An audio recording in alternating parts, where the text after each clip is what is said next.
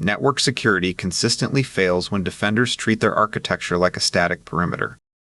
A network is not a fortress wall, it is a series of dynamic data transformers. To secure data in transit, we have to look at encapsulation. As data moves down the network stack to be transmitted, it changes state, continuously wrapping itself in new structural headers. This animated diagram maps those state changes directly to the bottom 4 layers of the OSI framework. Data at the application level moves down and is encapsulated into segments at layer 4. Those segments wrap into packets at layer 3, which are wrapped into frames at layer 2 before being converted into raw bits at layer 1 to cross the wire. Physical network hardware dictates the boundaries of this stack. A switch forwards traffic based on MAC addresses, restricting its operations to layer 2. A router forwards traffic based on IP addresses, operating strictly at layer 3. Attackers do not attack the abstraction. They attack the mechanics. They target the precise points where this encapsulation happens, manipulating the headers that wrap the payload to hijack the routing or read the underlying data. True defense requires anchoring cryptographic protections at the specific layer of encapsulation where a vulnerability exists. Relying entirely on a perimeter firewall leaves the internal mechanics of the stack completely exposed. Moving up to the transport and application layers, legacy plaintext protocols present a massive architectural liability. They broadcast authentication credentials directly across the wire, fully readable to anyone listening. Modern security frameworks mandate a strict swap. Telnet must be replaced by SSH. HTTP is replaced by HTTPS. And SNMP versions 1 and 2 must be upgraded to version 3, which finally introduces authentication and encryption to network management. FTP also requires replacement, but this split screen highlights a difference between modern alternatives. SFTP, on the left, is a distinct protocol. It tunnels the file transfer inside an SSH session on port 22. FTPS, right, wraps legacy FTP inside a TLS encrypted shell.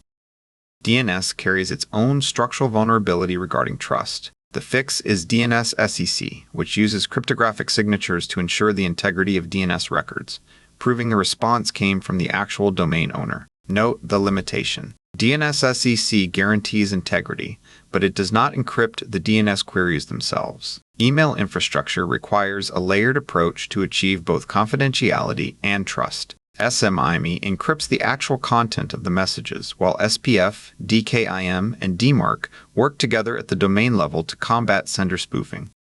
Upgrading these protocols is the baseline requirement of network defense. Without secure transports handling upper-layer data, sophisticated lower-layer defenses are effectively guarding an empty vault. The legacy approach to enterprise architecture relied on flat internal networks. Once a device bypassed the perimeter firewall, it was granted implicit trust to communicate with almost any other internal system. This topology shows vertical north-south traffic and lateral east-west flow.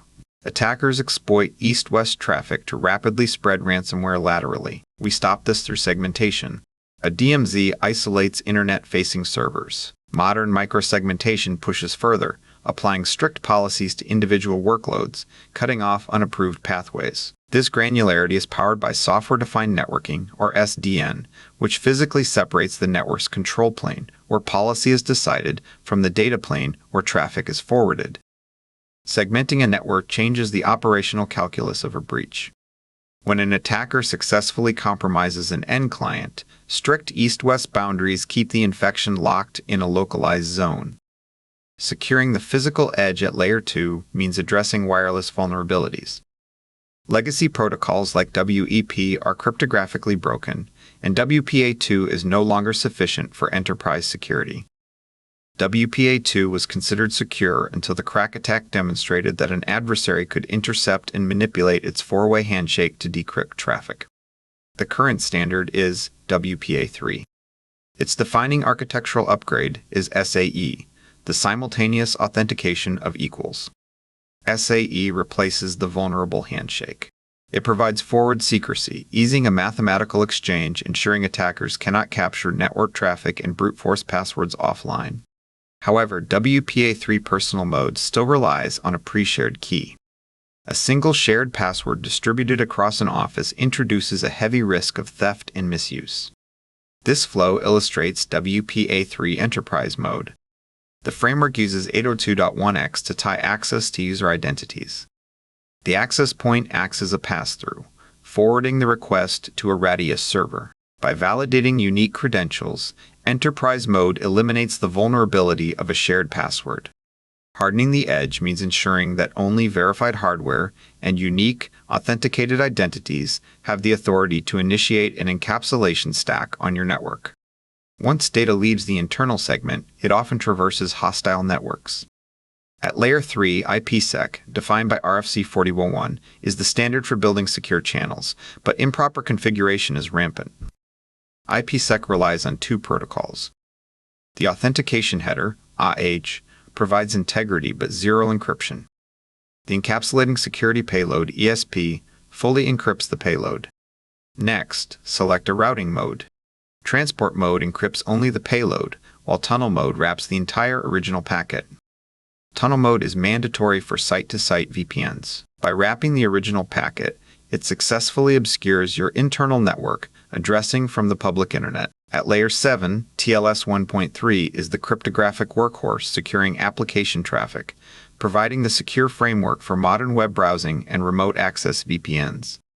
During the TLS handshake, the protocol uses asymmetric hybrid cryptography to authenticate the server before negotiating a highly efficient symmetric session key to encrypt the actual data transfer. Assuming a connection is secure just because a VPN is active is a critical failure. If a site-to-site tunnel uses AH instead of ESP, it is quietly routing unencrypted plaintext directly into the public domain.